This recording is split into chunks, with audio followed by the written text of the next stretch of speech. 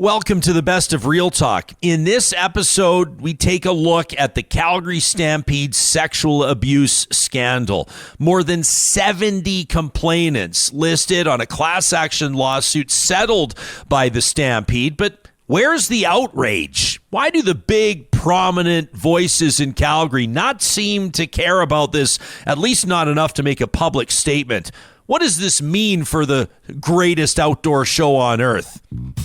It's almost fall. The kids are going to be headed back to school. Everybody's going to be getting back into their regular work routine after taking some time off through the summer. But not you, right?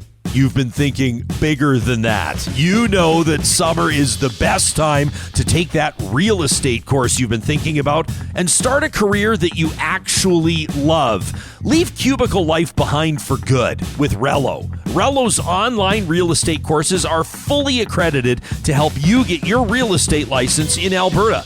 And they've just added a commercial real estate course to their offerings with more courses coming soon. Get licensed the easy way with Rello's convenient, self-paced courses. Visit Rello.ca. That's RELO.ca today to get started. This is a relay project. Real Talk starts right now. Here's Ryan Jesperson.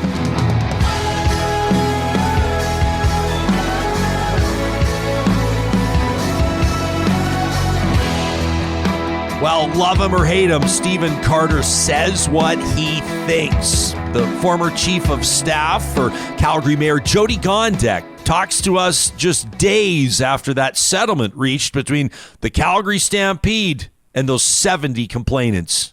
I listened to your most recent episode of The Strategist. Is it fair for me to note that you, Corey, and Zane approached this subject matter? You spoke candidly. You did a great job, but you guys were treading more carefully than you do on a lot of other subject matter. Well, I mean, Zane is the president of the YMCA Board of Directors. Corey works for the University of Calgary. Yeah. Both of them are partners with the Calgary Stampede. I'm far less encumbered. I do not. I've been an out-and-out critic of the Calgary Stampede for years. This is not an organization that we look to and say this is the way that operations should be run. We have all kinds of problems that the Stampede sweeps under the rug every single year, and this is the largest of them. The largest of them all. It doesn't get bigger than sexual abuse allegations. It just doesn't. We can't have adults in authority abusing children in their care, period. I mean, I think everybody agrees with that. I think that is 100%. Now, this is a conviction, too. So some of those complaints about the Lizzo thing, well, it's only an allegation. This is convicted. This is done. It's over. The Calgary Stampede was party to sexual abuse, period. They can't sue me on that. They can't come after me on that. But I'll tell you something. They can go after organizations, and they do. We call them the Stampede Mafia. They think that they're super important. They think that they're super connected. They think that they're super powerful. They tried to come after Jyoti Gondek in the last election. Jyoti Gondek said, no, this isn't good enough. We need to see more transparency. We need to understand the books more. You're getting all these grants. Where's the money going? They basically pushed her aside and said, you can't talk about that. You're a member of the board. What? So Jyoti Gondek was a member of the board. Did she know about this? Why has no one asked? Right now, Courtney Penner and Dan McLean are members of the board. What did they know? When did they know it? What can they say? What are they being gagged about? Right? This is Mayor Nenshi has been a member of this board, is no longer a member of this board, should be able to speak freely about this. Former Mayor Nenshi has not uttered one word about this, even though he served on the board of the Calgary Stampede and has been a close Stampede ally forever. This is inappropriate. It shouldn't be allowed in our society, but because it's the Calgary Stampede, we're all walking around like we're, trying to get into heaven or something, right? The Catholic Church for years was able to stamp down the abuse that occurred under their watch because they were literally the holders of the keys to heaven, right? Literally. Yeah. What the hell's holding us back from criticizing the Calgary Stampede? Well, you tell me. Why can't we stand up and say that? That's what I wanted to ask you about. It's the Stampede Mafia, Ryan. Right? I mean, it is this group of volunteers, very dedicated volunteers that believe very strongly in who the city should be. I mean, can you imagine? We've tied our city's brand to mean, sure, you guys have the City of Champions up there in Edmonton. Ridiculous. Not anymore. Not anymore. Well, it's in my head. I can't help it. I think of you as a champion, kind of like the Special Olympics champions, Ryan. Someone who's a little bit, Careful. Anyways, here we are. One day you'll have a podcast like The Strategist. One day. I hope for you. You mean the one that we do on a volunteer basis? I'm not interested. Oh, I get paid now, brother. I heard thousands of dollars. I heard you guys are selling. I've noticed ads on the podcast, by the way. Congratulations. Oh, yeah. We followed the Ryan Jesperson model of completely selling out. Yeah, that's exactly right.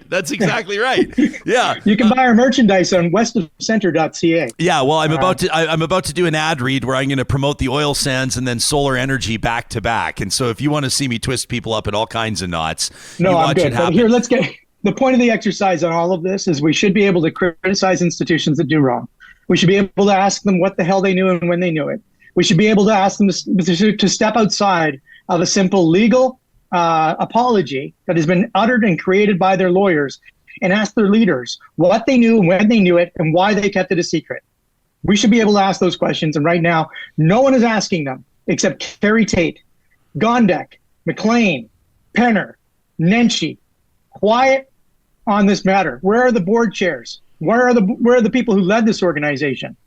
Why aren't they speaking out? Where the hell is the premier of the province of Alberta? The provincial government has commented on it, only to say that they're not pulling funding. It's a premier festival, which they're not wrong about. They've introduced, Minister Tanya Fur to answer questions about it. It's not like they're ignoring it. They're just... Nobody seems to be outraged. And I'm just sitting here going, I'm sitting here even after our show yesterday. And, downloads on yesterday's show were average, pretty good. They were average, but they weren't 500,000. And I'm sitting there thinking, this is a 100-plus-year-old institution that has acknowledged negligence and culpability in a decades-long sexual assault scandal in a class action lawsuit where 70 names are attached. 70 victims, survivors, whatever word you want to use, 70. And if this was like any other organization, Carter, 25 years of abuse, unchecked, unpunished, they're gone. They're gone. Evaporated. The organization's gone. And it should be. Because if you're covering up abuse of children, you don't deserve the right to operate, period. And defend it. Don't just walk away. Don't just fucking put your head in the sand.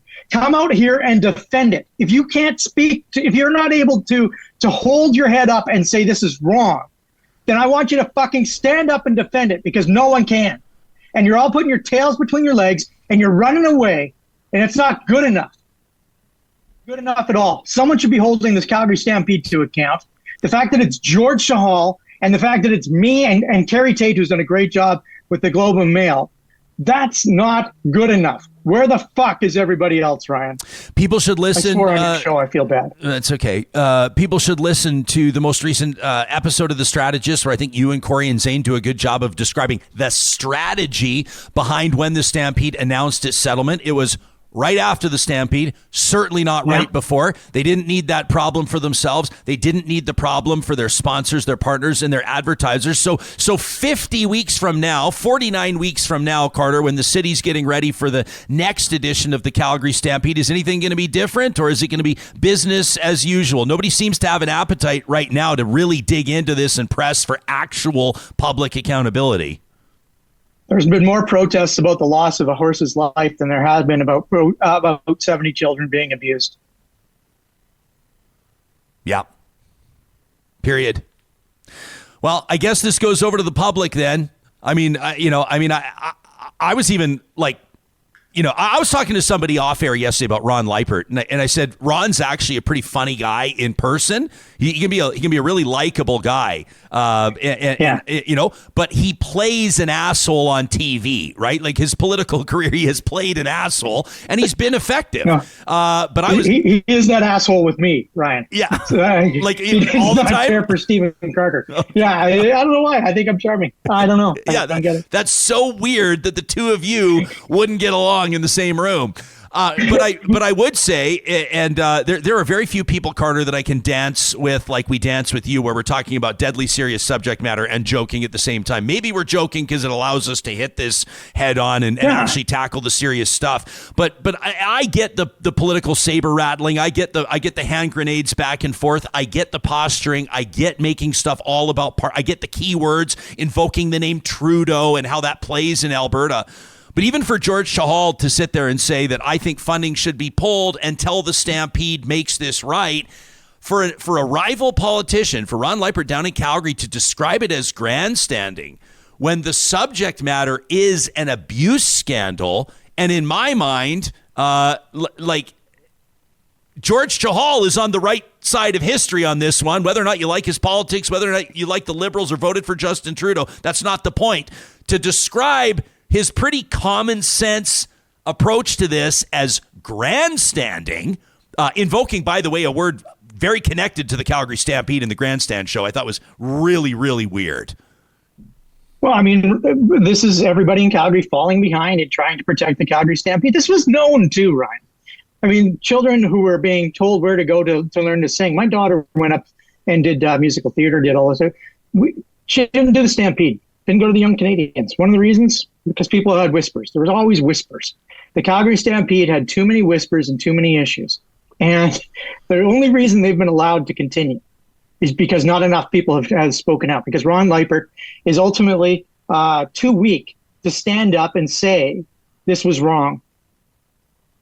I just don't understand that type of human being.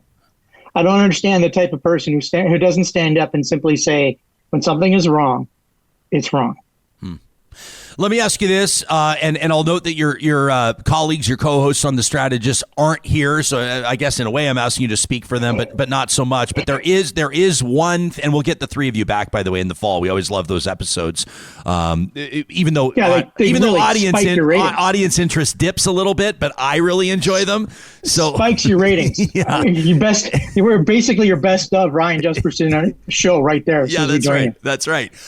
There is a common theme through the most recent Strategist pod talking about this that implies, or even clearly states, that this Stampede board is not the Stampede board that allowed this to happen for many years. Do you personally have any conviction that this iteration of the Stampede board, with new faces, new members, is different and to a certain degree does not deserve or should not be held accountable in the same way as those that oversaw operations for the past 25 years should be? Yeah, I mean, this is a new leadership group. This is not their responsibility insofar as they weren't there when this abuse was occurring. So I don't want to heap the responsibility of why didn't you stop this on this leadership group. What I want to add to this leadership group is, why are you hiding behind a legal statement and saying, yes, we were there, the organization was there, didn't do anything, knew that it was happening and enabled it. That's not good enough. What I want this leadership group to do is stand up, explain how it happened, explain the steps that they're taking to make sure that it will never happen again, allow for some sort of reconciliation with the families that have been impacted and the individuals that have been impacted, who will wear this for the rest of their lives. I want to see an action plan from this level of leadership that moves them forward. Very easily, they could become the Catholic Church on this, where there's no action plan for reconciliation. Instead, it's just how quickly can we sweep it under the rug and how much is it going to cost us? Yeah. And I don't like sweeping things under the rug just to figuring out how much they just cost us. That's just bullshit leadership. Yeah. We don't know yet what the settlement's going to look like. That'll be more determined in September. Court date coming up on September 25th. It's a story we'll continue to follow. I'm just happy to know I'm not alone on this one. I feel the fire in your belly, man, because I'm watching this story over the past few days going, where is the outrage? Like, what am I missing about this story that would absolutely implode any other organization across Canada? It's blowing my mind. It should. I mean, I don't want the Stampede to disappear because of this. No. But I do want the Stampede to be a better organization. And if we just sweep it under the rug, they're no better than they were before. Yeah. I know. I mean, this is we talked about this yesterday. Like even George Chahal, even he's sitting there and he like goes through the spiel, and I don't blame him for doing it because I do it all the time as well. You almost have to establish that like I'm not the enemy here, right? Like you can hear him in my full interview with him. He's like I'm a born and raised Calgary kid. I take my kids to the Stampede. I've been to the rodeo. I like this. Like he has to say it, right? It's like he's not it's not some Trojan horse where he's coming in to try to collapse the greatest outdoor show on earth, but like with no accountability. I just think I think that the way that the public operates, how much people love it, the fact that there's still almost a full year between now and the next Stampede, quite frankly, and I hate to put it this way, it makes me sound cynical and it's a defeatist attitude, but this is the realist in me.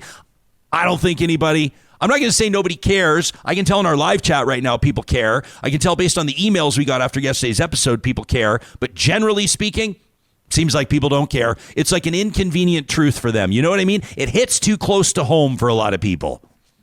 Well, I mean, the Stampede, there's a lot of negative things about the Stampede that don't get talked about, right? There's just simply a lot of things. And they don't do much to address it because it's not talked about. I mean, it's a dangerous place sometimes. They don't talk about that. It's dangerous for animals. They don't talk about that. It was dangerous for children and the young Canadians, and they don't talk about that. And, someone's got to hold them to account at some point. Please hold them to account. If you're a decision maker for a business, big or small, or maybe for a municipality, you know the value, the importance of keeping your eye on your bottom line. Local Environmental Services understands that too, and their customers in Edmonton and Whitecourt and Regina and area understand that they're about so much more than just garbage. They believe that communities deserve better. Learn more about your full-service environmental solutions partner, Local, by visiting localenvironmental.ca. My wife Carrie and I are getting even closer to unveiling the finished product. Our journey with Eden Landscaping has been such an exciting one that we dreamed of for a long time. Going through that planning process with Mike and his team has been a total delight, and I was thrilled to see them work within our budget. We're just like any other family there. We had a vision, and they have brought it through to completion. They have brought our backyard to life, and they can do the same for you. Learn more about Eden Landscaping today at landscapeedmonton.ca. It doesn't matter if you're looking to show up at a birthday or an anniversary, some sort of other party, or heck, maybe it's just a regular day that could use a little touch of something special. No matter the occasion, enjoy layers of celebration with a DQ cake. A DQ cake from the Dairy Queens in Northwest Edmonton or Sherwood Park makes any occasion a happy occasion. You can visit them at Palisades, Nemeo, Newcastle, Westmount, or along Baseline Road. Pick up a cake from one of their freezers or order one custom from the Dairy Queens in Northwest Edmonton and Sherwood Park. Danielle Aubry has been working with survivors of sexual assault for decades. She joins us from her office in Calgary to talk about scandal at the city's biggest institution. I remember this story back in the mid-2000s. I think that for a number of years we had heard sort of snippets of that from people that were starting to come out. And so, I think the disturbing thing, Ryan, is that, this kind of scenario is not unique. It's not unusual in a sense when you look at sort of how sexual violence happens, particularly child sexual abuse. So, in terms of, we know that people who choose to perpetrate these kind of crimes often have many, many victims, because that's what they want to do. And that's what they create scenarios where they have access to children. They have access to situations where the children are either vulnerable or vulnerable to their power and control. This is how we see it happen. We're talking the individual here who was sentenced back in 2018, about 5 years ago, to 10 years in prison, is Philip Hirma, who had been serving in a leadership role with the Young Canadians. The sentencing relating to sexually exploitative acts relating to 6 members of the Young Canadians, that performing arts group. He had been convicted for incidents that took place for more than 2 decades between 1992 and 2014. It's believed that the first report of an alleged assault was filed by a young person back in 1988. Unfortunately, this is far from the first time that an organization has been embroiled in a situation like this. Absolutely. And I think back to 1988, that's when I started, starting my career in this field. And talking to children about this issue was, I think we had one of the first, the former agency, the Calgary Sexual Assault Center, before CASA came around, was just creating a program called Who Do You Tell for Children. You talk about controversy and discomfort of people, but, our school systems in Calgary sort of embraced that program. But it was, it was not something that people did. No one talked about this issue.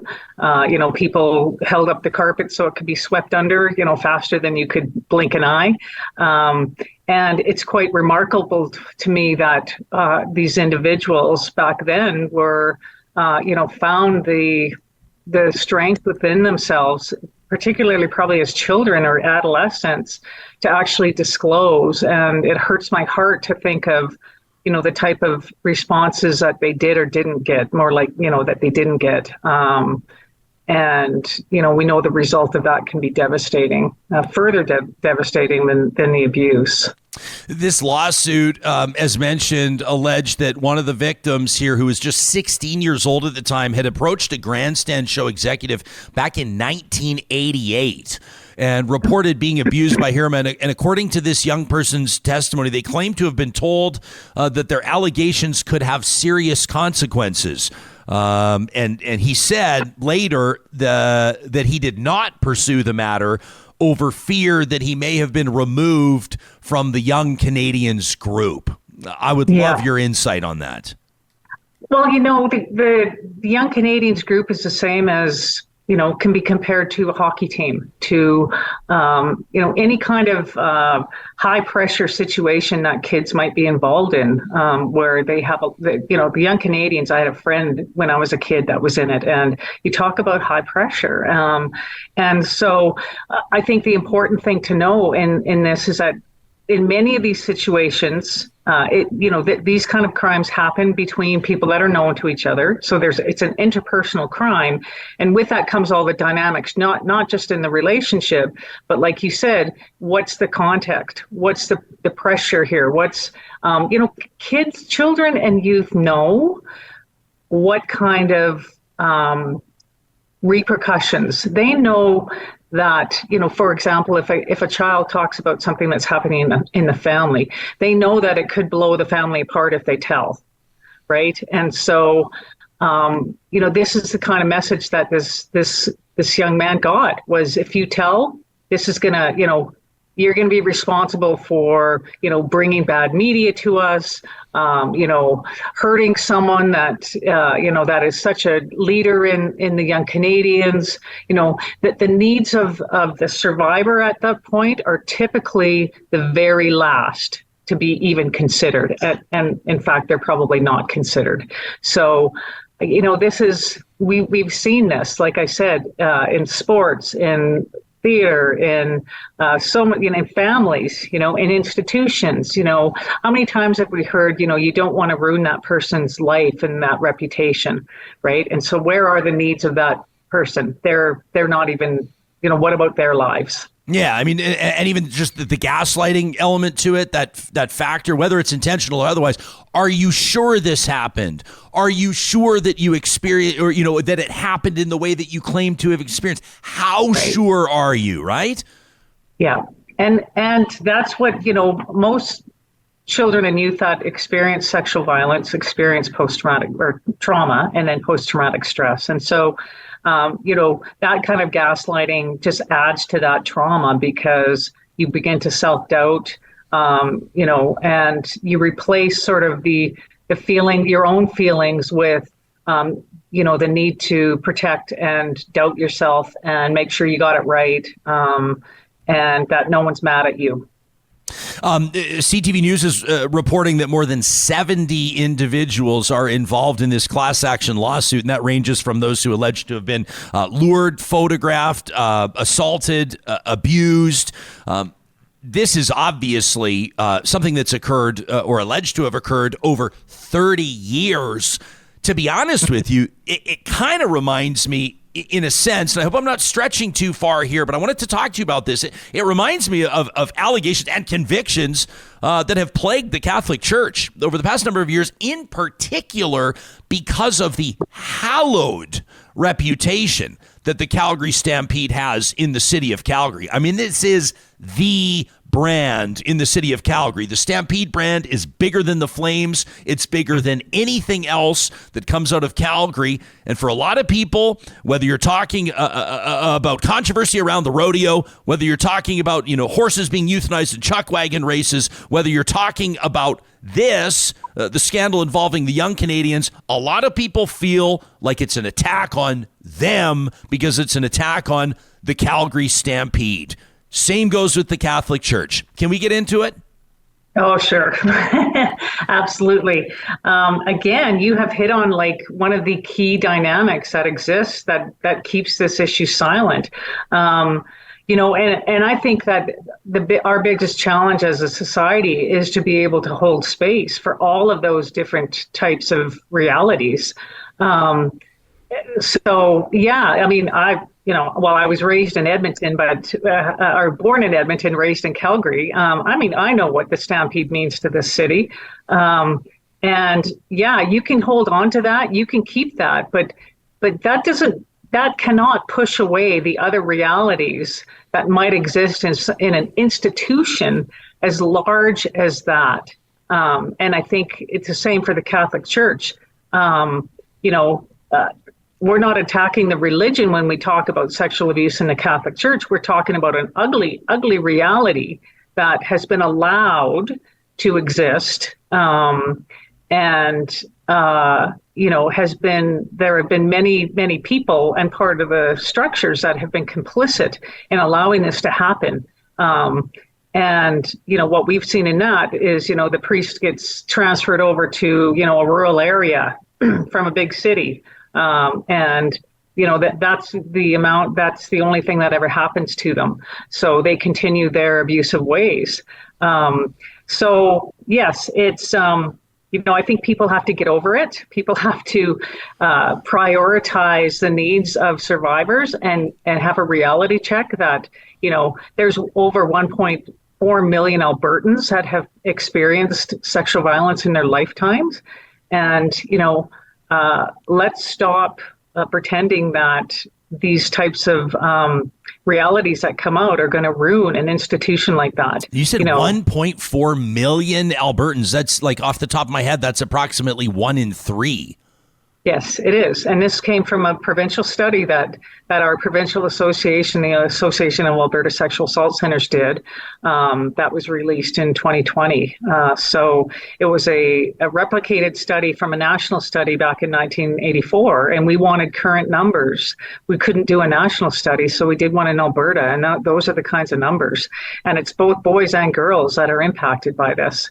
And throughout all of their ages. But we do know that children and youth are the most vulnerable to sexual violence. Let's stop thinking that we have to put our children's safety with the reputation of the church or the Calgary Stampede. We don't have to choose between that. The Stampede is going to survive regardless of, we've seen it. Like you said, they've had their most successful year.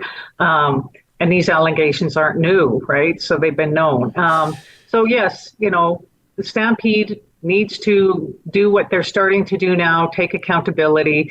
But these types of interventions need to happen at every level of the organization. We can't just focus on providing services for kids like the young Canadians. This has to be a structural, institutional change at every level of the organization. We're talking to Danielle Aubry. She's the CEO of Calgary Communities Against Sexual Abuse. I want to talk to you about the Stampede's response to this. And to give people, again, a refresher on the timeline here. It's reported, it's believed that the first report was received, that was reported a young person at that time in 1988. An investigation was launched in 2012. The accused was sentenced in 2018, and the reason why we're talking about it this week, a settlement was announced on Wednesday, a week ago tomorrow, between the Calgary Exhibition and Stampede, the Calgary Stampede Foundation, and a number of members of the Young Canadians. The Stampede has released a statement. After originally denying any wrongdoing, they've now agreed to pay 100% of liability damages, but punitive damages have not been agreed on, and there's another court date scheduled for the end of September. The Stampede said it, quotes, take full responsibility in the hopes of helping victims to heal. The statement says we can't change the events of the past, but we are deeply sorry for how the victims have been affected. It goes on to say our commitment to those impacted is to do everything possible to guard against anything similar ever happening again. And we've taken meaningful steps to enhance the safety and wellness of our youth participants.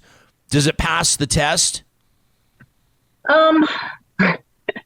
I mean, my professional and personal opinion, well, more my professional opinion, is that it's a small start. I really think that that a statement is a statement. I think that if I had been sort of planning this kind of announcement, I would have had people standing up. You know, the Calgary Stampede has a very large board. They have executive members. I feel like, having some people standing and making the statement would have been more impactful.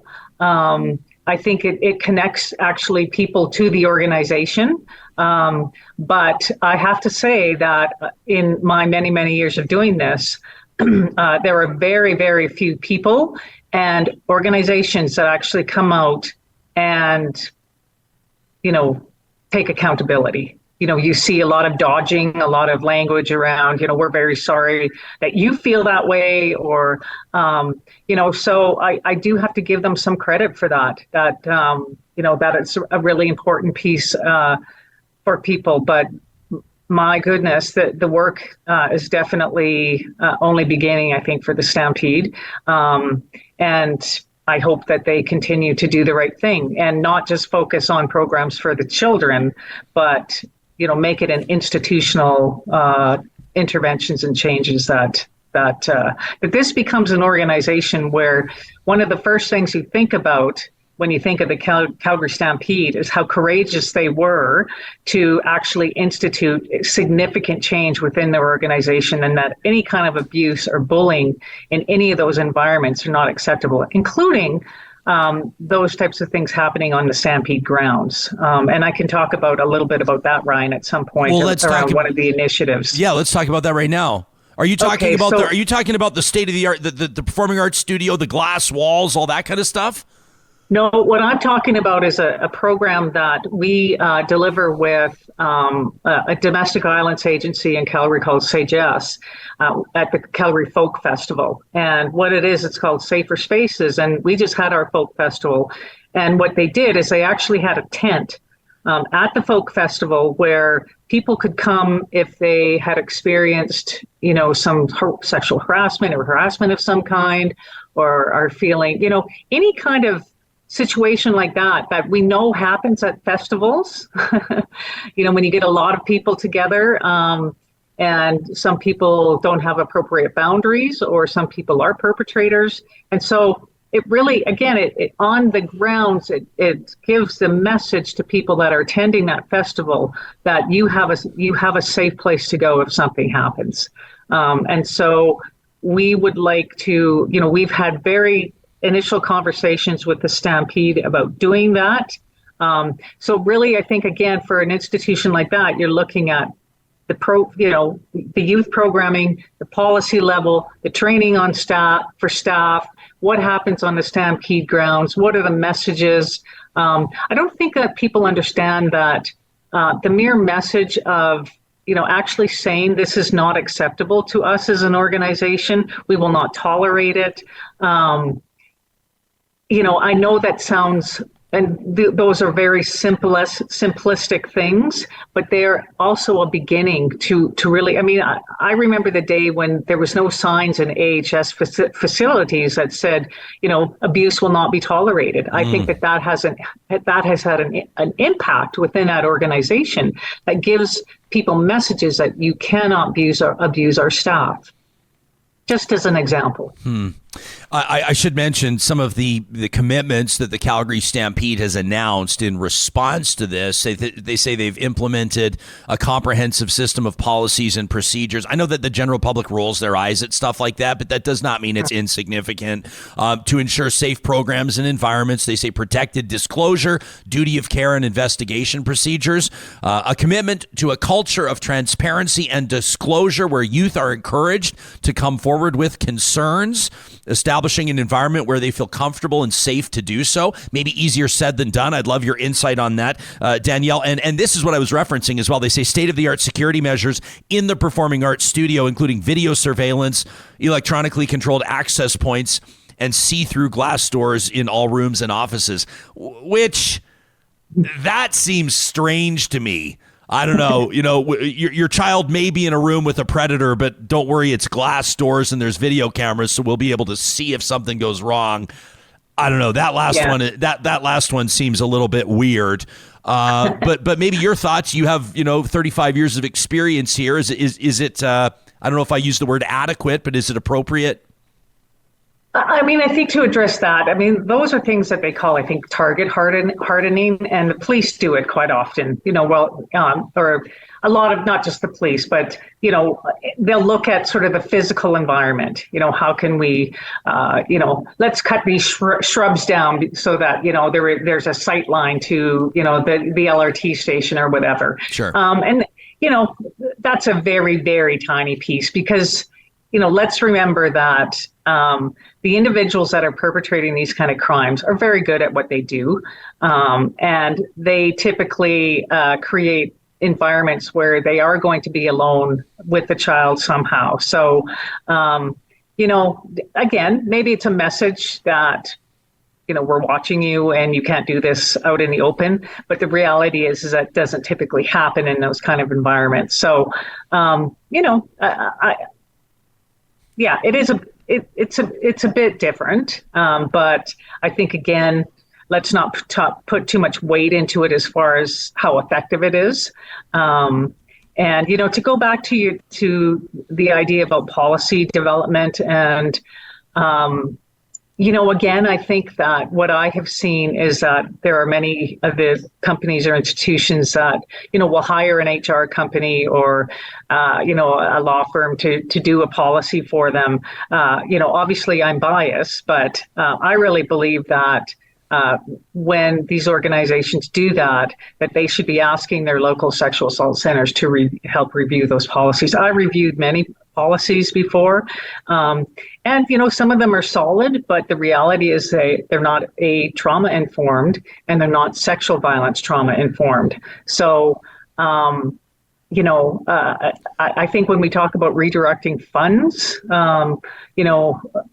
I would like to see the encouragement of these organizations or possibly a mandate to actually work with organizations like Sexual Assault Services. We have tremendous expertise. We are very solution oriented, because we believe that that's how you're going to make change. We want to empower people and organizations to actually do the right things and do things that are actually going to be effective to deter people and also to encourage people to come forward. Have you reached out to the Calgary Stampede? Has the Calgary Stampede reached out to your organization? Is this something, I would imagine you would be keen to participate in this and to provide expertise? Absolutely. We've been in touch with them for about a year and a half. it's to talk about some different ways of working together. I think part of it was first reaching out to talk about the safer space idea, we've engaged in these conversations, and I hope that the Stampede continues to honor the relationship that we've started with them. And because, as I said, I do think that they have an opportunity to provide a new level of leadership for big systems and companies, and showing how you can actually make change. But boy, that is going to take a lot of will on the part of the board and the senior leaders in that organization. As I said, I think that sexual assault services, us in Calgary, are the best ones to help shepherd that and support them to make these kinds of changes. We call the show Real Talk because we like to hit stuff head on. And so I want to acknowledge I oftentimes hesitate to amplify trolls' messages, but we've got one in our live chat right now. And I sense an opportunity to pounce. There's somebody in our live chat right now that opened with Pierre Poilievre for Prime Minister. I'm not sure that the leader of the official opposition is going to appreciate their subsequent messages, because association politically is not what you're looking for here. But this troll goes on to say, stop grooming our children in schools. No more drag story time in schools. And this is something that's been heavily politicized and talked about, and I'm not afraid to talk about it here. I would like to point out that this is not a drag queen that was convicted and sentenced to 10 years in prison for grooming and sexually assaulting young boys and the young Canadians. It was not a drag queen that was the pastor at Mississauga Pentecostal that was just convicted of assault. It was not a drag queen in Grand Island, the pastor that now faces sexual assault charges. It was not a drag queen in New Westminster or Metro Vancouver that was the pastor that is now charged with sexual offenses. It was not a drag queen that was in Little Rock, Arkansas, that is alleged to have sexually assaulted a 17-year-old at Second Baptist Church. It was not a drag queen that is the 74-year-old Shuswap pastor who sexually assaulted a 16-year-old girl that was just sentenced in May. That's just the first page of my Google search for pastor sexual assault. Now, I could rattle these off for the next 10 minutes of who is not a drag queen reading storybooks, but I think I've made my point, and I think that I've made it clear. I'd love your comment on that. This has become a highly polarized and highly politicized situation, these drag queen story times. Right. And, to me, the comment is just significantly uninformed about child sexual abuse and how it happens, who commits it. When I first started my career, the gay community was already being blamed for child sexual abuse, and so it's ugly to me that and not that the drag community is the same as the gay community, but they are two different communities in our society. But people have their own reasons for wanting to scapegoat a population. But you're absolutely right, Ryan. These are not. These are people in our communities, in our structures, in our families, in our schools, in our hockey rink, like everywhere, right? And so I think that people often want to simplify this issue because it's so interpersonal and because it impacts families very deeply. And they want to scapegoat because of their own biases and ignorances, a population that has nothing to do. Is there a drag queen that might be a sex offender? Probably somewhere. Yeah. Just like there's people mainly that are not drag queens, like you said. So I think that we have to come at this with reality and education and talking to people like us, people like survivors. We do this work day in, day out. We know who who the people are that are perpetrating this. And it's I think more comforting to be able to scapegoat a community or a group of some sort to say that, oh, they're the ones that are doing it. And that's just not the case. I know it makes maybe people feel better, but, because we want to be able to say, oh, my kids are protected because we don't hang around this community. Well, that's ignorant, and it's risky. Yeah, you're putting people and children at risk by having those kinds of beliefs. We're going to be talking to Member of Parliament George Chahal next, former Calgary City Councillor, and he suggested he'd like to see his government, the Liberal government, pull federal funding for the Stampede. We're going to talk to him about that. I had somebody fire back at me yesterday when they had heard about MP Chahal's suggestion. They said, oh, yeah, the guy that was accused of mailbox tampering during the election has no credibility here. I'm sitting there thinking, like, that's your number one thing? It's not the more than 70 young people connected to this class action lawsuit. It's not the cover up of abuse that is alleged to have occurred over more than 27 years. But it's the fact that somebody's political opponent has something to say about it, that they're going to jump to the defense of whatever the opposite position is. I don't think it's a productive position, and that's about the nicest thing I can say about it. I think you said uninformed, which is about the most gentle way to put it. Let me ask you that in closing. Funding. George Chahal, Calgary MP, puts his neck out there, says they should pull federal funding. We're going to ask him about blowback that he's received. Meantime, Alberta's premier and ministers, including Tanya Furr, have said they're not going to pull provincial funding. They say that it's Alberta's premier festival, which is true. And obviously, there are a lot of levers being pulled behind the scenes. I think most people recognize that. What do you think in that context? Is that an appropriate response? Would it be an appropriate response from the federal government? I think it would be, I don't know how much money they get. So I think that depending on how much it is, either all of it or a portion of it should be scrutinized. And I don't think there's anything wrong with having expectations, much like they did with Hockey Canada, but maybe a little bit stronger than with Hockey Canada. And again, working with professionals like sexual assault services that know how to, know how to work with this and create some goals around that funding. Maybe some of it's redirected to hiring, sexual assault centers to work internally with the organization. What I can say about the provincial government, what we do see is a commitment from the UCP government in the last election for sexual assault centers to have $10 million over 4 years. We don't know what that's going to look like. But my hope is that they are true to that commitment because, if they're not going to cut the funding to the Stampede, then make sure that you fund sexual assault services. Everybody's talking about the cost of living these days, and we know one of the biggest expenditures for families is groceries. Friesen Brothers has their flyer, the Family Essentials flyer, ready for you to check out right now at friesen.com. Friesen Brothers, family owned, understands what it's like. You want to put great food on the family dinner table, but you're watching your bottom line too. Check out Easy Family Meal Solutions right now. The Family Essentials flyers at friesen.com.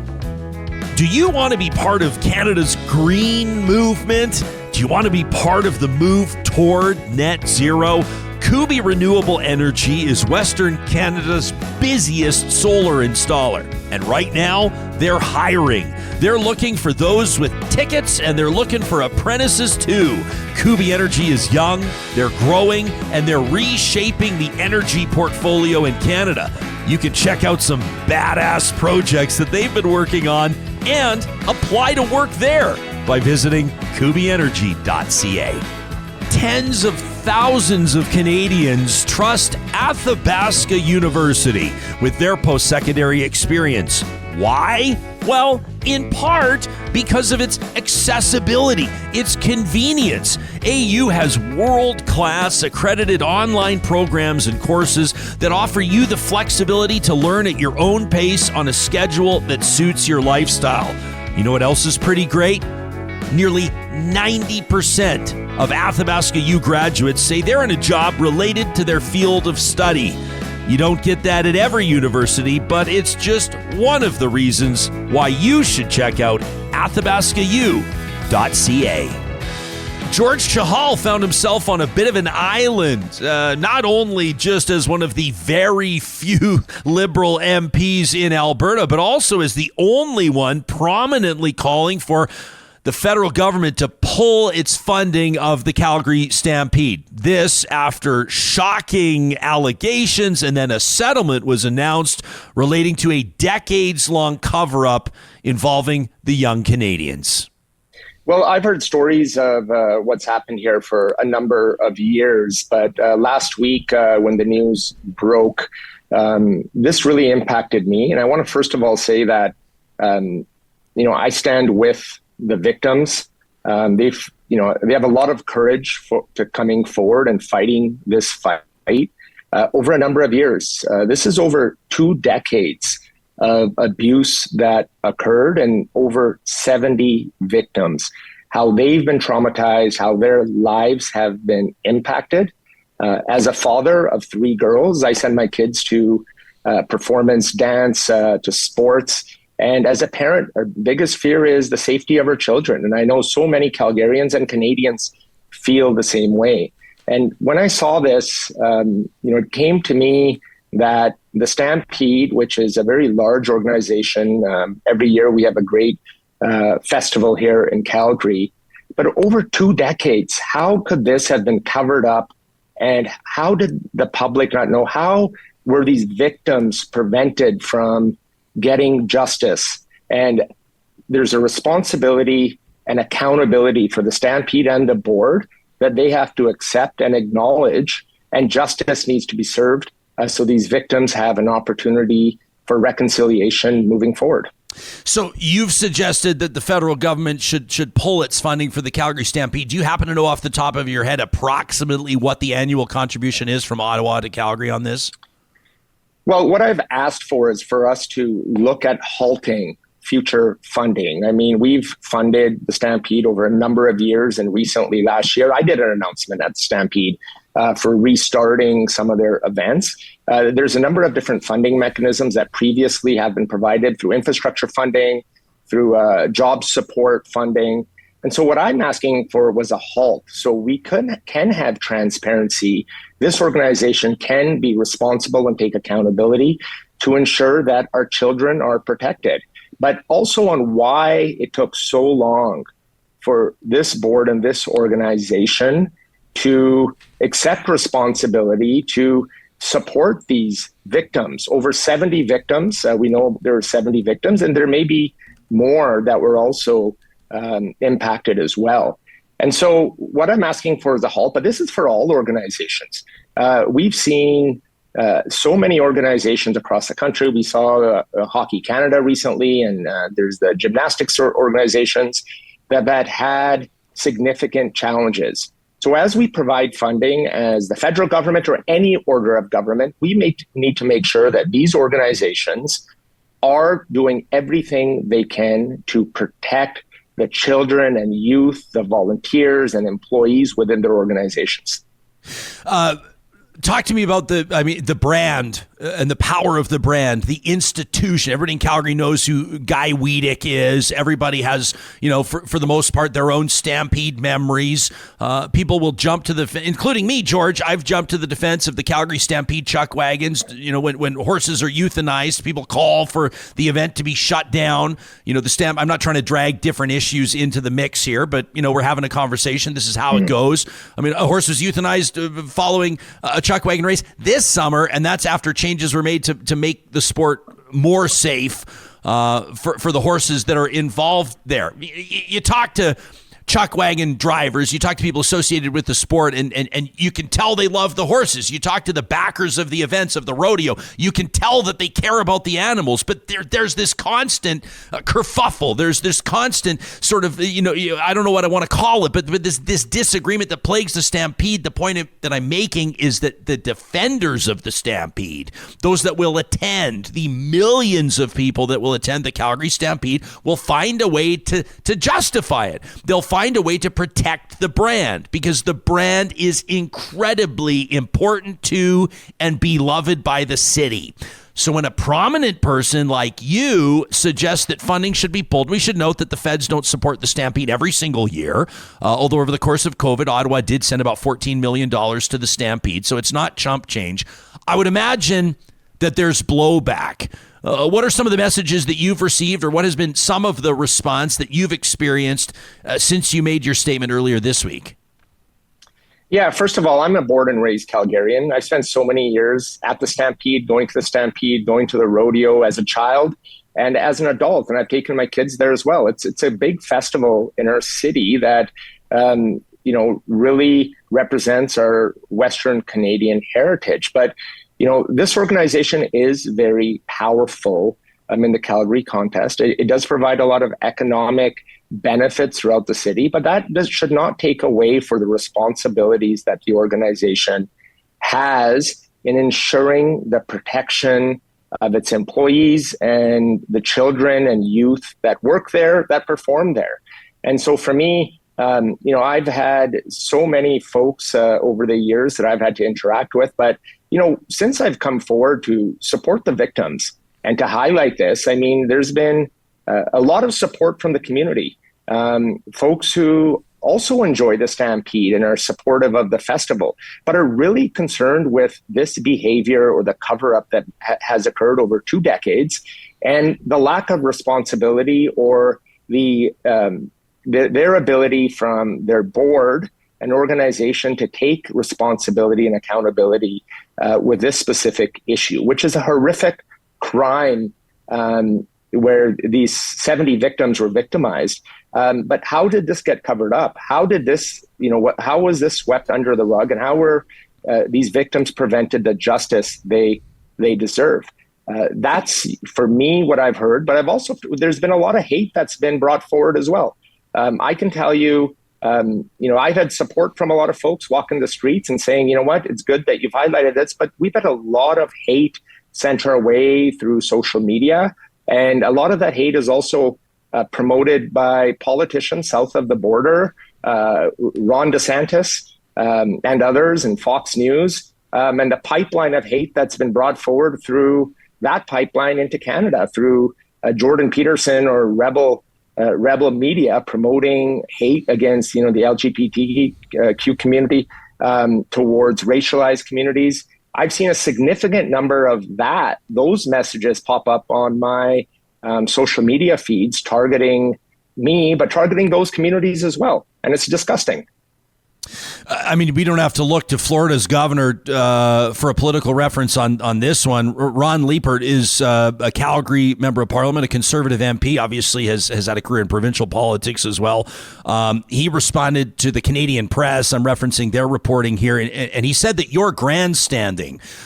He says, quote, Mr. Chahal knows how unpopular the Trudeau Liberals are in Alberta. He can't defend their record, so he's looking for other issues to try and change the channel. End quote. He said that he has no evidence that the Stampede board has lost the public trust. How would you respond to that? Well, I'd say he's grandstanding. I did not bring politics forward I'm standing up for the victims. I'm standing up for the children and youth in our community that were abused. So it's unfortunate that an elected official would call that grandstanding.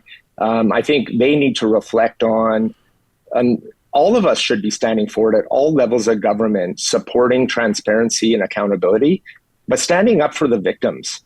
These children and youth that were abused over 2 decades, and how this was covered up. So what I would like is answers, and I would like him and others to stand up and say why they don't want accountability and transparency of this organization and all the other organizations that government provides funding to. we have to ensure that our taxpayers' dollars are sent to organizations that are doing everything they can to protect our communities, to protect the children, the youth, the employees that work within those organizations. Alberta's premier says that the province, which gives about $6 million annually to the Stampede, will not pull its funding. But Premier Smith says she will check with the Stampede's Young Canadian School of Performing Arts on current protocols. And they've got Minister Tanya Furr on the file. Calgary's mayor, Jyoti Gondek, says that it's a, quote, tragedy that the board didn't act on the issue when it learned of it. She says, I'm happy that accountability has been accepted by the Calgary Stampede. To this point, you're the only Alberta politician that has called for funding to be pulled, for financial support to be pulled. Are you surprised by that? I am surprised that other elected officials don't want to ensure that transparency is brought forward within the public eye. That's surprising. I think what we're asking for is a halt to funding to ensure that this organization has taken the responsibility and accountability moving forward, that we and other organizations across Canada, it's just not the Calgary Stampede and their board of directors for, the lack of responsiveness to this issue over 2 decades. It's every organization across this country that governments fund, every order of government funds, need to be held accountable, need to be transparent. And we need to make sure that happens. So we're protecting everybody who works or volunteers within these organizations. I mean, I think about the 70 victims, how they feel, how they've been traumatized and the impact of their lives. I mean, for government to step up and to support them, for elected officials in the province of Alberta, locally, provincially, to say, yeah, let's take a look at what happened here and why this happened and how we can prevent this from ever happening again. That's where my focus is, and I hope the elected officials at the provincial government and municipally really think about that and make sure that we have the right safety protocols and mechanisms in place to make sure this never, ever happens again to anybody in our communities. Those children, those youth who have been traumatized and impacted for life.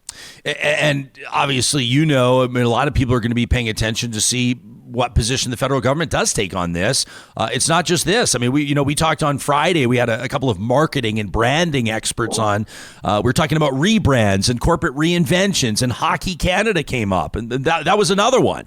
I mean, these are two pretty high-profile situations involving, again, beloved institutions. These are beloved brands, Hockey Canada and the Calgary Stampede, and both of them right now are grappling with something very, very serious, to say the very least. Yes, and I'm a big hockey fan. I grew up playing ball hockey, ice hockey. I have my jerseys at home. I wear my hockey jerseys loud and proud, and I wear my Canadian women's soccer jersey loud and proud. And so, we all want to support our Canadian institutions, what we love in our country, but these organizations do have to be better.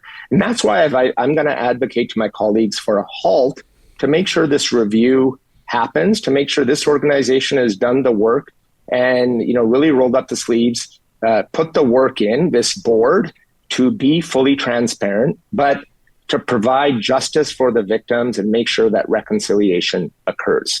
We're seeing more and more stories of fires and floods in the news.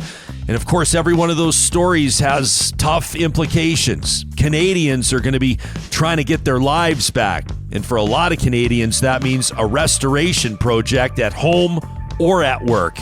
Don't trust a big project like that to just anybody.